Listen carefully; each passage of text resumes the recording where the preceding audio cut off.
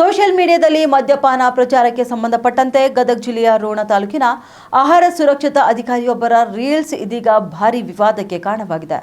ಲಕ್ಷಾಂತರ ಫಾಲೋವರ್ಸ್ ಹೊಂದಿರುವ ಇನ್ಫ್ಲೂಯೆನ್ಸರ್ ಒಬ್ಬ ಇನ್ಸ್ಟಾಗ್ರಾಮ್ ಖಾತೆಯಿಂದ ಈ ವಿಡಿಯೋ ಪೋಸ್ಟ್ ಮಾಡಲಾಗಿದ್ದು, ವಿಡಿಯೋ ಈಗ ಸಖತ್ ವೈರಲ್ ಆಗಿದೆ. ಆಹಾರ ಸುರಕ್ಷತಾ ಅಧಿಕಾರಿ ಚೇತನ್ ಎಸ್ ಬಿಆರ್ ಹಾಗೂ ವಿಸ್ಕಿಯೊಂದಿಗೆ ರೀಲ್ಸ್ ಮಾಡಿ ಮದ್ಯಪಾನಕ್ಕೆ ಉತ್ತೇಜನ ನೀಡುತ್ತಿರುವ ಆರೋಪ ಎದುರಿಸುತ್ತಿದ್ದಾರೆ.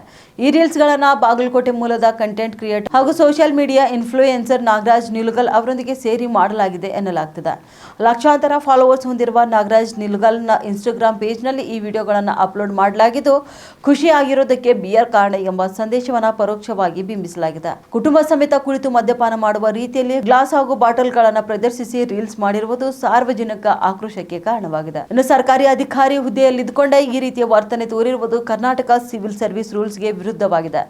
ಅಧಿಕಾರಿಯ ಜವಾಬ್ದಾರಿಯ ಮೇಲೆ ಪ್ರಶ್ನೆಗಳನ್ನು ಎದ್ದಿವೆ. ಇನ್ನು ಟಿವಿ ಮತ್ತು ಸಿನಿಮಾ ಮಾಧ್ಯಮಗಳಿಗೆ ಇರುವ ಮದ್ಯಪಾನ ಜಾಹೀರಾತು ನಿಯಮಗಳು ಸೋಷಿಯಲ್ ಮೀಡಿಯಾದಲ್ಲಿ ಕಟ್ಟುನಿಟ್ಟಾಗಿ ಜಾರಿಯಾಗಿರುವುದೇ ಇಂತಹ ರೀಲ್ಸ್ಗಳಿಗೆ ಅವಕಾಶ ಮಾಡಿಕೊಡ್ತಿದೆ ಎನ್ನಲಾಗ್ತಿದೆ.